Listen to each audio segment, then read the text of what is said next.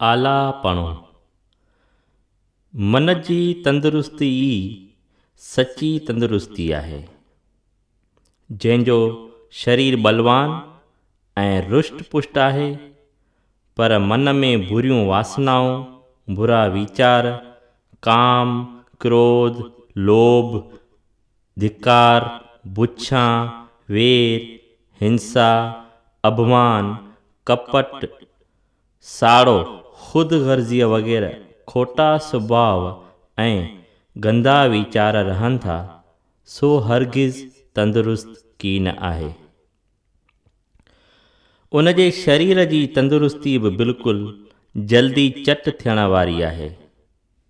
मन जो सदाईं बिना वासना थियणु, इहो लक्ष्य मक़सद खणी हुजे त बि पूर्ण कामयाबी हासिल करणु तमामु कठिन आहे। तंहिं करे पहिरियां ई बुरियुनि वासनाउनि खे दॿाए शुभ भावनाउनि खे कठो करणु घुरिजे। जंहिंजे मन में जेतिरियूं शुभ भावनाऊं हूंदियूं, उहो ओतिरो वधीक सुखी थियणो आहे। मन जो रोगी आदमी सदाईं जलंदो ई रहे थो। हू कॾहिं बि शांतीअ ऐं शीतलता खे नथो पाए सघे। कॾहिं त कामनाउनि सबबु जले थो, कॾहिं लोभ सबबु, कॾहिं अभिमान सबबु, कॾहिं वेर सबबु, कॾहिं क्रोध सबबु, कॾहिं हसद सबबु। काम ठग, क्रोध ठग, लोभ ठग, मोह ठग।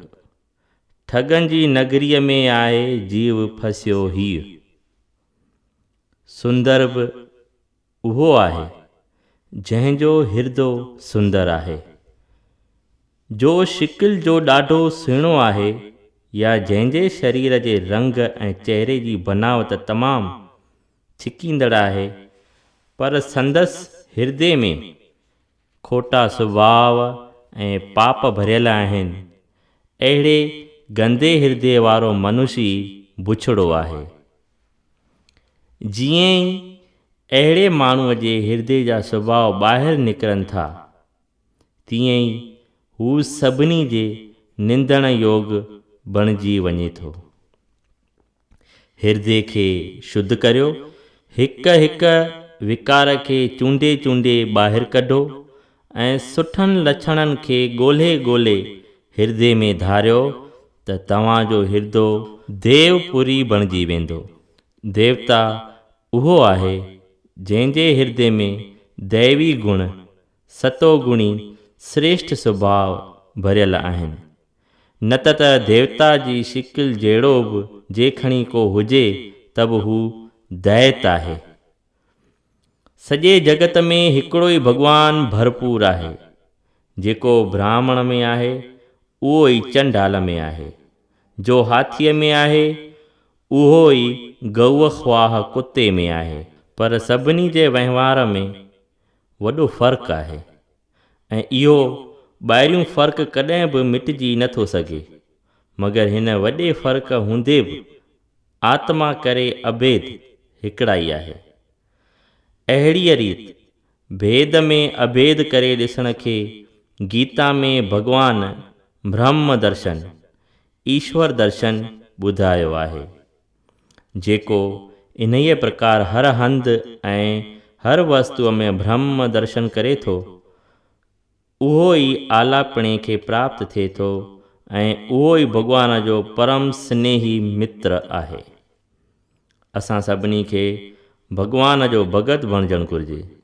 सभ में भॻवान जो दीदार पाए करे मन ई मन में सभिनी खे नमस्कार कंदे सभिनी सां प्रेम सां वहिंवार करणु जुग आहे। वहिंवार में अनेक फ़र्क़ रहंदे बि भॻवान जो दीदार थियण ते सभिनी प्रकारनि जा विकार दूर थी वेंदा, जंहिं करे उन्हनि जो ज़हर हलियो वेंदो। भॻत सभ में सभ हंधि ऐं सदाईं प्राणनि जो आधार भॻवान खे ॾिसे थो। संदसि दृष्टिअ में त सभु कुझु उन प्राण आधार परमेश्वर जो ई खेल थींदो रहे थो। खेल ई छो, पर सभु कुझु खेसि भॻवान ई भॻवान ॾिसण में अचे थो। हू पंहिंजे हिरदे जे मालिक खे नवनि नवनि अलहदनि वेसनि में ॾिसी ॾिसी पल पल में प्रसन्न थिए थो, टिड़े थो ऐं लीलाधारीअ जी लीला जी वाखाण करे थो। भगत जे हिरदे में भॻवान जी पदवी सभिनी खां मथे अहिड़ीअ तरह ठहिरियल रहे थी, जहिड़ीअ तरह पतिव्रता स्त्रीअ जे हिरदे में पतीअ जी। जहिड़ीअ रीति पतिव्रता स्त्री पतिपणे जे लिहाज़ खां ॿिए कंहिंखे बि पंहिंजे हिरदे में थोरी मात्र बि जॻह नथी ॾिए, अहिड़ीअ रीति भगत बि पंहिंजे हिकिड़े प्राण आधार प्रीतम परमात्मा खे छॾे ॿिए कंहिं बि पदार्थ खे हिरदे में हिकु घड़ीअ लाइ बि जॻह नथो ॾिए। हक़ीक़त में उन जे हिरदे में फ़क़ति परमात्मा जो ई अखंड ऐं हिकु झंडे वारो राज क़ाइमु थी वञे थो। उते खेसि ॿिए जो हुअणपणो ख़्याल में बि नथो अची सघे। भॻवान सर्वशक्तिवान, सर्वगुण आधार ऐं सृष्टिअ जो कर्ता आहे ऐं सभिनी जो हिकिड़ो ई मालिक आहे। दौलत, मेठाज, शक्तिअ ऐं प्रेम वग़ैरह जो अथाह समुंड आहे। असांजो तमामु घणो गुरो आहे। इन ई ॻाल्हि जो विश्वास थींदे ई परमात्मा ॾांहुं मन पाणे ई छिकिजी वञे थो।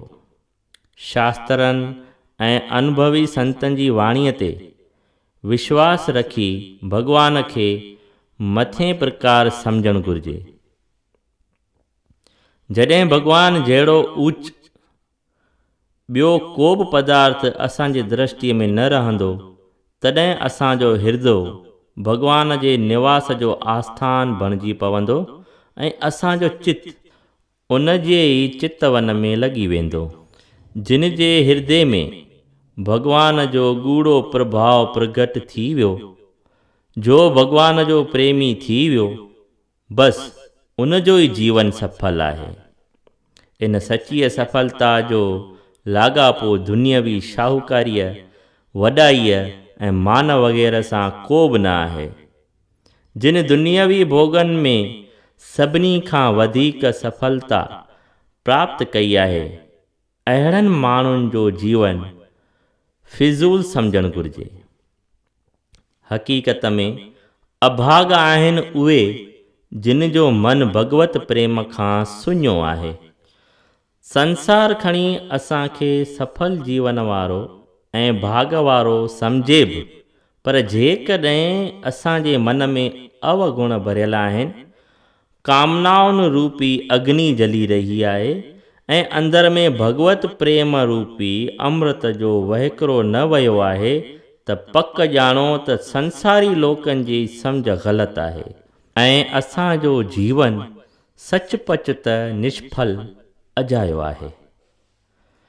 पर जिन खे खणी कोई बि नथो सुञाणे ऐं जिन जो जीवन अजायो सम्झी लोक नफ़रत था कनि ऐं नक था मोड़ीनि, उन्हनि में असांखे अहिड़ा मिली सघनि था जिन जो जीवन हक़ीक़त में सफल आहे ऐं उच्च दर्जे खे पहुतल आहे। जगत खे कुझु बि ॾेखारण जी भावना न रखी पंहिंजे हिरदे खे शुद्ध बणायो ऐं बुरियुनि वासनाउनि ऐं अवगुणनि खे हिरदे मां कढी उन खे दैवी गुणनि ऐं भगवत प्रेम सां भरे छॾियो। पाण खे पंहिंजे सर्वंस ऐं आपेपणे समेत भॻवान खे भलीअ भांति अर्पण करे ॾियो त तव्हांजे हिरदे में भॻवान जी शक्ति अची वेंदी।